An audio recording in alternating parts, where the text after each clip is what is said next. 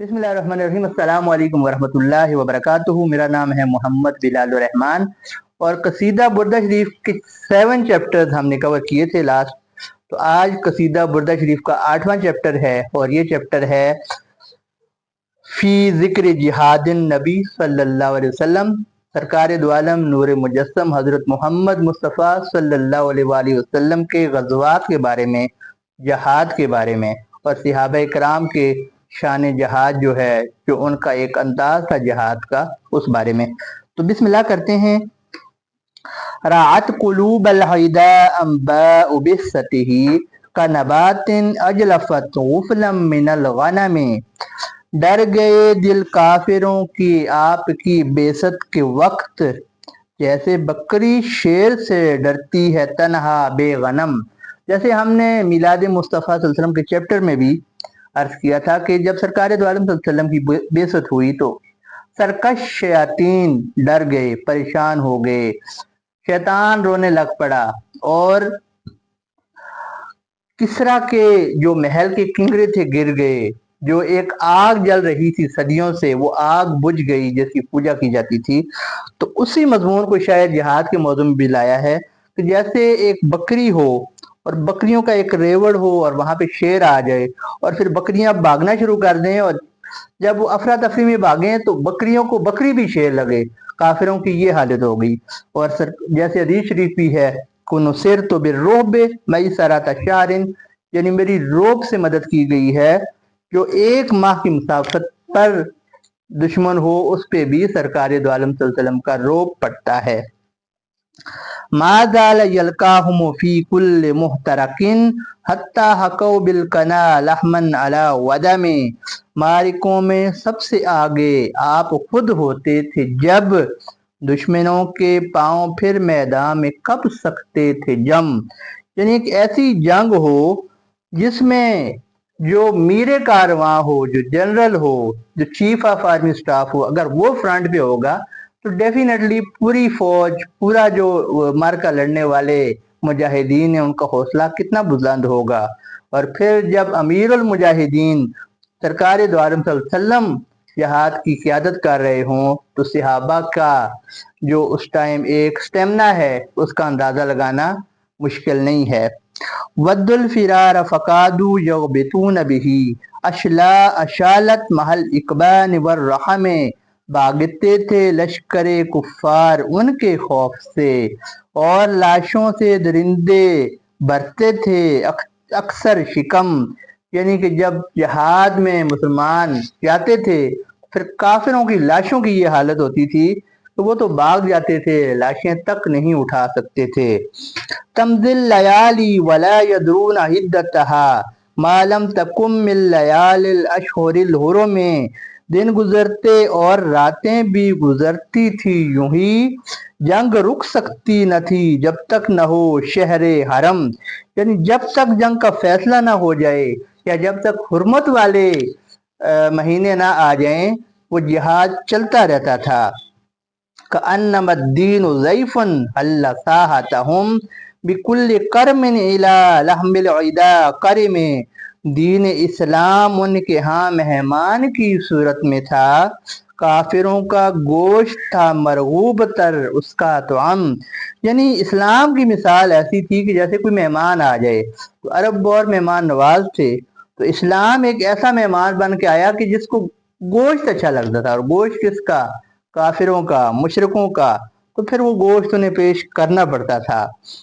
यजुर्र बहर खमीसिन फौक साबिहतिन तरमी बिमौजिम मिनल अबताल मुल्ततिमे। जंग है दरियाए शोर अंगेज घोड़ों पर सवार, मारता है दुश्मनों को अपनी मौजों से लतम। यानी कि इस तरह से मुसलमान मुजाहिदीन जाते थे कि जिस तरह एक समुंदर में तूफान आ जाता है मौज का, इस तरह काफिरों को भगाते हुए मुजाहिदीन जा रहे होते थे। इल्लामा इकबाल ने भी कहा था कि दश्त तो दश्त हैं, दरिया भी न छोड़े हमने, बहरे जुल्मात में दौड़ा दिए घोड़े हमने। मिन कुल्ल मुंतदिबिल लिल्लाहि मुख्तसिबिन यस्तू बिमुस्तहसिलिल लिल कुफ्र मुस्तलिमे। ہر مجاہد حکم حق سے پیکرے تسلیم تھا، بیخ و بند سے برطرف کرتا تھا سب کا کفر و ظلم۔ یعنی کہ مسلمان مجاہدین جب جاتے تھے تو ان کا جو مقصد تھا صرف رضا الہی ہوتا تھا، مال غنیمت نہیں ہوتا تھا۔ یعنی نہ مال غنیمت، نہ مشکل، نہ جیسے ہے کہ شہادت ہے مطلوب و مقصود مومن، نہ مال غنیمت، نہ کشور کشائی۔ تو اس شان سے مسلمان جاتے تھے، اور اگر کہیں لگتا تھا کہ ذاتی دل میں کوئی ایسا مقصد آ گیا ہے تو اس کو دل سے نکال دیتے تھے۔ جیسے حضرت علی رضی اللہ تعالیٰ عنہ نے ایک دشمن کو چھوڑ دیا کہ جب اسے محسوس ہوا کہ یہ اپنی انا کے لیے لڑ رہے ہیں۔ حتیٰ غدت ملت الاسلام وحی بہم من بعد غربتها موصولۃ الرحم۔ تھا غریب اسلام جس کو پوچھتا کوئی نہ تھا، کر دیا قوت میں اور دولت میں الفت میں اہم۔ یعنی مسلمان، جیسے حدیث شریف بھی ہے کہ اسلام غربت سے شروع ہوا اور غربت میں ہی جا کے ختم ہو جائے گا، غریبوں میں ہی ختم ہو جائے گا۔ تو جب مکہ سے مسلمان آئے کیا حالت تھی؟ غزوہ بدر میں 313 تھے، لیکن پھر جب فتح مکہ ہوا تو مسلمان اللہ تعالیٰ کے فضل و کرم سے آدھے سے زیادہ عرب مسلمان ہو چکا تھا۔ مقفولتاً ابدم منہم بخیر ابن وخیر بال فلم تیتم ولم تعیم۔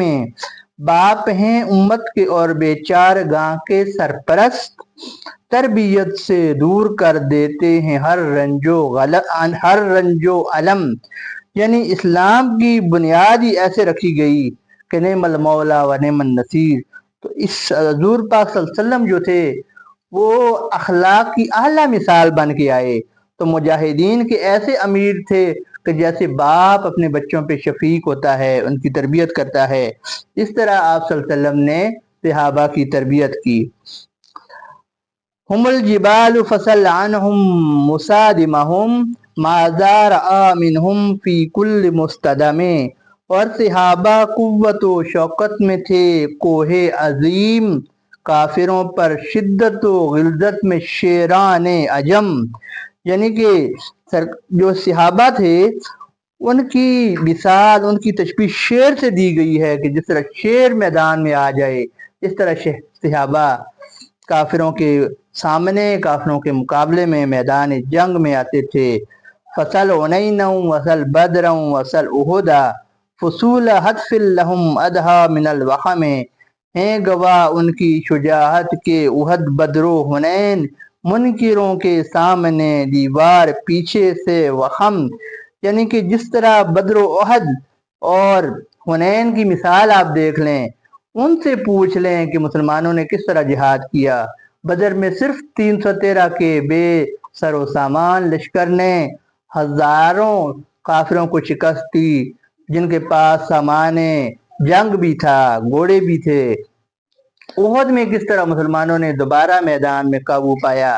حنین میں کس طرح فرشتوں کی مدد آئی، اور جب کافر سمجھ رہے تھے کہ میدان ہمارے ہاتھ میں ہے، دوبارہ سے مسلمانوں نے کس طرح میدان اپنے ہاتھ میں لیا۔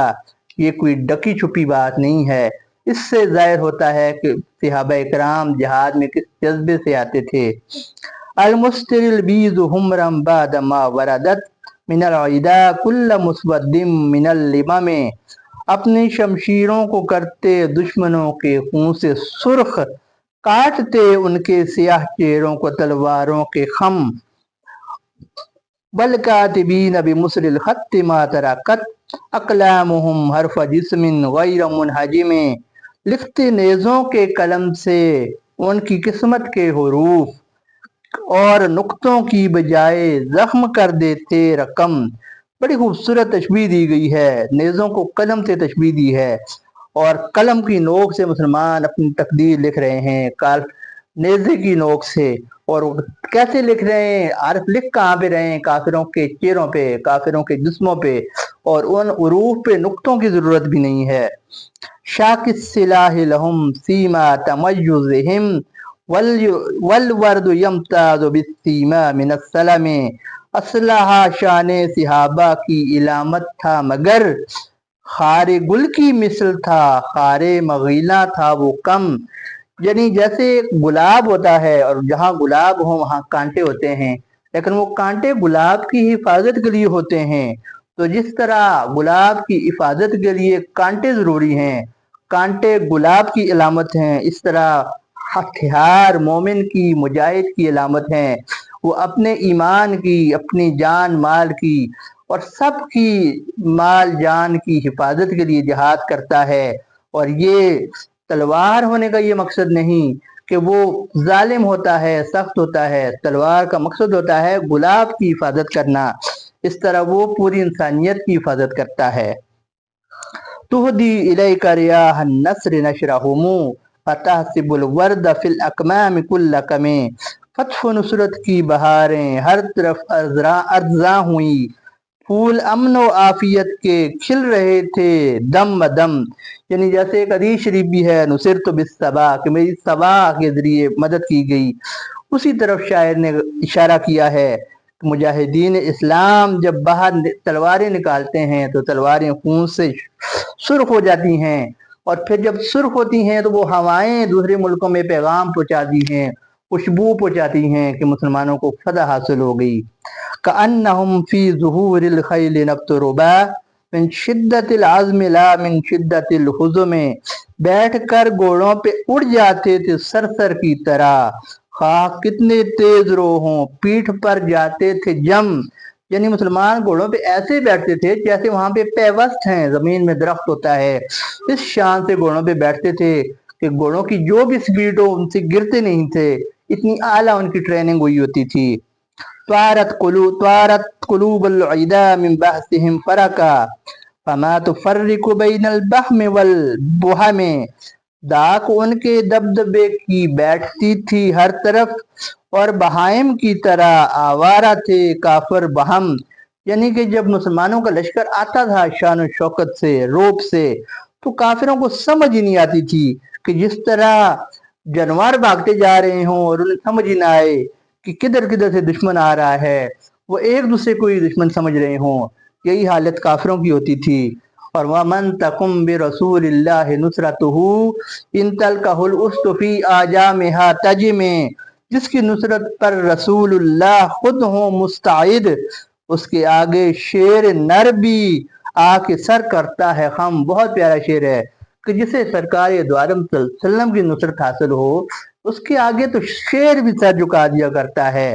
جس طرح ایک بڑا مشہور واقعہ ہے، حضرت سفینہ رضی اللہ تعالیٰ عنہ کسی جنگ میں کفار کے ہاتھ میں گرفتار ہو گئے، موقع پا کے نکل بھاگے تو جنگل میں شیر آ گیا، تو شیر نے راستہ روکا تو انہوں نے کہا کہ ہے شیر، میں رسول اللہ کا غلام ہوں اور لشکر میں جا رہا ہوں، تو شیر راستہ دکھاتا ہوا مسلمانوں کے لشکر تک ان کو لے گیا۔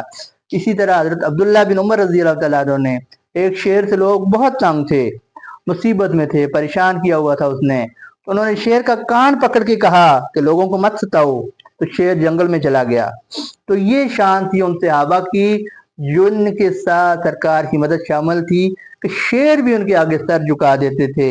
وَلَمْ تَرَى مِنْ وَلِيٍّ غَيْرَ مُنْتَصِرٍ بِهِ وَلَا مِنْ عَدُوٍّ غَيْرَ مُنْقَسِمٍ، دوست ان کا ان سے بیگانہ کبھی رہتا نہیں، اور دشمن رہ نہیں سکتا کبھی کوئی سلم۔ یعنی کہ یہ ہو ہی نہیں سکتا کہ سرکار کا دوست ہو، سرکار سے محبت کرنے والا ہو اور وہ بے سہارا رہے، اور یہ بھی نہیں ہو سکتا کہ سرکار کا دشمن ہو اور پھر ان شانیہ کا هو الابتر، اس کی تفسیر کے تحت وہ ابتر نہ ہو، برباد نہ ہو جائے۔ بہت خوبصورت شعر ہے۔ اور احل امتہ فی حرز ملتہ کلیس حل محل اشبال فی عجم، ہے محافظ ان کی امت کا یہ ملت کا حصار، شیر کے بچے ہوں جیسے بے قدر اندر عجم۔ یعنی مجاہدین اسلام کی مثال ایسی ہے جیسے شیر اپنے بچوں کی حفاظت کرتا ہے، شیر کے ساتھ بچے کھیل رہے ہوں تو کون چھیڑ سکتا ہے؟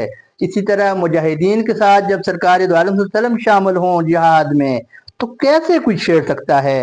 اور پھر ایک حدیث قدسی بھی ہے کہ لا الہ الا اللہ میرا قلعہ ہے، جو اس قلعے میں داخل ہو گیا وہ امان میں آ گیا، میرے عذاب سے محفوظ ہو گیا۔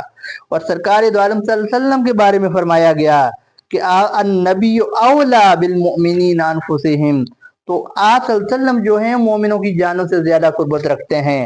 تو آپ کی مومنوں پہ قربت شفقت ایسے ہے جیسے شیر نے بچوں کو حفاظت میں لیا ہوتا ہے۔ کم جدلت کلمات اللہ من جدل فیہ وکم خصب البرہان من خصم، ہیں دلائل اور جدل میں لاجواب آیات حق، ہو نہیں سکتا مقابل کتنا لائق ہو قسم۔ یعنی کہ سرکار دو عالم صلی اللہ علیہ وسلم کے مقابلے میں کوئی آ جائے، یا قرآن کے مقابلے میں آ جائے، یا اسلام کے مقابلے میں آ جائے، تو اس کا جتنا بھی لیول ہوگا اس نے شکست کھانی ہے۔ جیسے کفار نے عتبہ بن ربیعہ کو بھیجا مسلمانوں سے صلح کے لیے، تو آپ نے سورہ فصلت پڑھنی شروع کر دی۔ جب کچھ آیتیں پڑھی تھیں تو آپ صلی اللہ علیہ وسلم کے منہ کی طرف ہاتھ کر کے کہنے لگا کہ خدا کا واسطہ، قرابت کا واسطہ بس کر دیں، مزید نہ پڑھیں۔ واپس آ کے کہنے لگا کہ حضور پاک صلی اللہ علیہ وسلم جو پڑھتے ہیں، جو پیش کرتے ہیں، وہ نہ شعر ہے، نہ کہانت ہے، نہ جادو ہے، وہ تو ایسا کلام ہے کہ بندے کو جکڑ لیتا ہے، بندے کو مسحور کر دیتا ہے۔ کفاک بالعلم فی الامی معجزۃ فی الجاہلیت والتعذیب فی الجتم، معجزہ بڑھ کر یہ ہے سب سے کہ ایک امی لقب ہو، فصاحت میں، بلاغت میں، ادب میں مختتم۔ یعنی سرکار کا سب سے بڑا معجزہ کہ آپ کا کوئی استاد نہیں اللہ کے سوا، آپ نے اللہ سے سیکھا، اور یہ امی ہونا ہی آپ کا معجزہ ہے۔ ام القرآن میں پیدا ہوئے اور پھر والدہ فوت ہو گئیں، والد پہلے فوت ہو گئے، والدہ نے پالا، تو یہ امی لقب ہیں، کسی سے پڑھا نہیں۔ اور الرحمن علم القرآن، رحمان نے انہیں سکھایا، اور پھر آپ نے ایسی تعلیم تربیت ادب پیش کیا کہ آج تک دنیا اس کی مثال پیش نہیں کر سکی۔ تو یہ تھا ہمارا جہاد کا چیپٹر۔ تو 2 چیپٹر ہمارے باقی ہیں، شفاعت رسول ہے، استغاثہ کا چیپٹر ہے، اس کے بعد دعا کا۔ تو قصیدہ بردہ شریف اختتام کی طرف رواں دواں ہے۔ آپ سب کا بہت شکریہ محبتوں کا، اور جو اہل محبت ہیں، اہل ذوق ہیں، ان کے ساتھ بھی ضرور شیئر کریں۔ اللہ تعالیٰ ہم سب کا حامی و ناصر ہو، اور خاص طور پہ مجاہدین اسلام صحابہ اکرام کے جہاد کے صدقے اللہ تعالیٰ فلسطین کے مسلمانوں کی مدد کرے، اور اللہ تعالیٰ مسلمانوں میں وہی جذبہ جہاد پیدا فرمائے جو صحابہ اکرام میں تھا، سرکار صلی اللہ علیہ وسلم کے زمانے میں تھا، تاکہ ایک دفعہ پھر دنیا میں اسلام کا غلبہ ہو سکے۔ السلام علیکم ورحمۃ اللہ۔